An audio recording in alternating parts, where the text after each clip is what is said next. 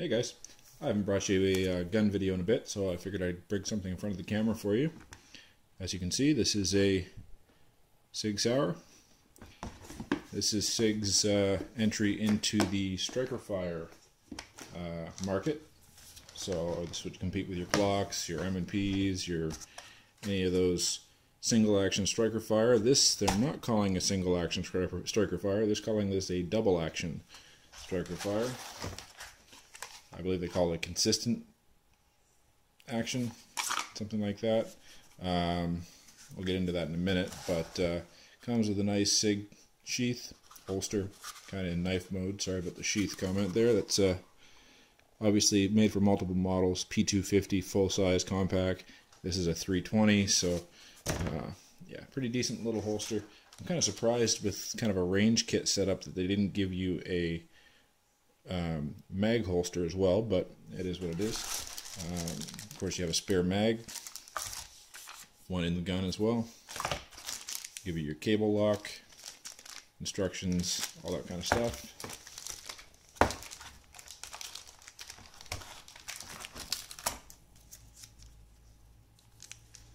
And this is use sparingly to clean parts, so it must be a either, oh, it's some oil. Actually, it's a cleaning solvent, I guess. So yeah, here it is. This is the Sig P320 full-size frame. We are only allowed to have compact frames in Canada if we have the threaded barrel, because the barrel length restriction is where we get into trouble here in Canada. If we have too short of a barrel on a handgun, it would be considered prohibited. So, but this gun is empty, so everybody can see that. Now, again, I was mentioning that this was a double action striker fire, which is a bit odd. I mean, you can kind of see where on a P226 or something you'd likely have your hammer back here. There is none of that, and even though I've already fired it, I'll show you again. Here's a dry fire, resets,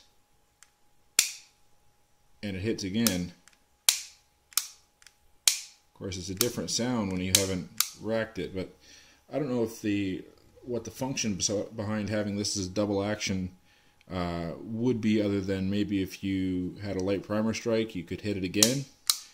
Maybe it doesn't work that way, but just not quite sure. As far as I'm concerned, as I'm looking at this, and if you guys know more than I do about it, that's very likely. You can go ahead and chime in, but I see no difference in the way it functions away from a Glock or a single action striker fire, because you've still got to rack it to get around in the chamber before you can fire it, and there's no decocking lever so that you can carry it with a round in the chamber and it not live. So there's multiple internal safeties. I think they say there's 5 different internal safeties. Same kind of thing that Glock does. I just don't understand the double action aspect to it, I guess. And I have done a little research on it. Obviously not enough, if I'm still saying that, and it is what it is. So, you know, flame away if that's an issue for you. But just, I guess their point maybe is just to give you a consistent trigger pull.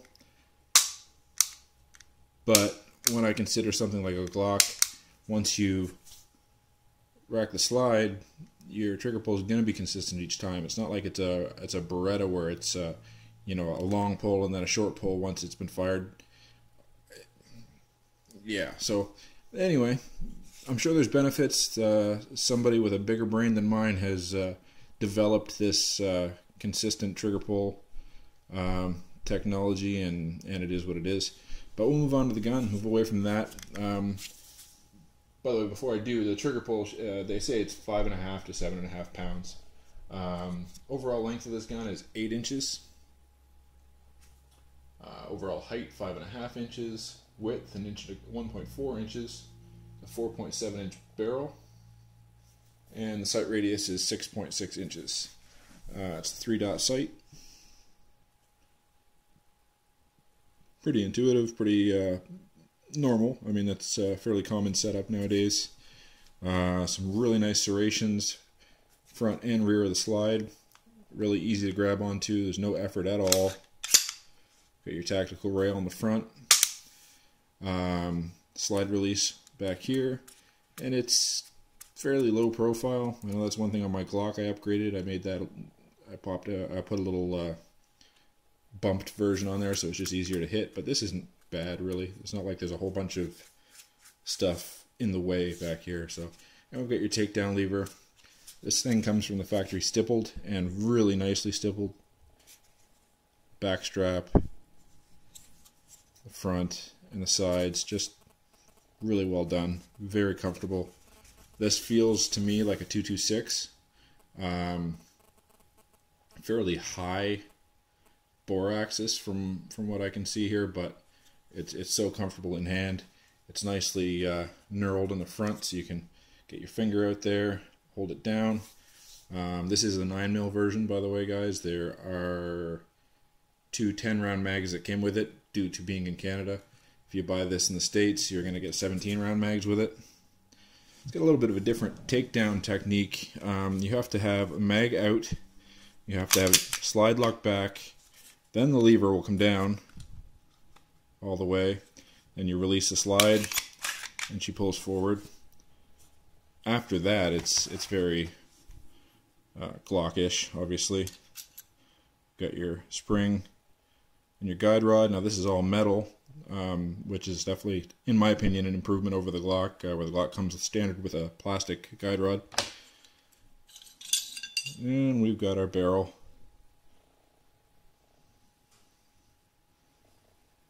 Pretty standard. Fit and finish is very nice on this. Like I said, comfort, it's very comfortable. I know they made these to be interchangeable with barrels and calibers, obviously. It's supposed to be pretty much a modular system. You can just drop in other parts and have a whole new gun. But yeah, really sweet. I like it. Like I said, as far as comfort in the hand, it's really nice. Mags seem like they're really nice quality. Finish on them is really, well, what I would expect out of a SIG, I guess. This here goes for, here in Canada, about $730 Canadian plus taxes.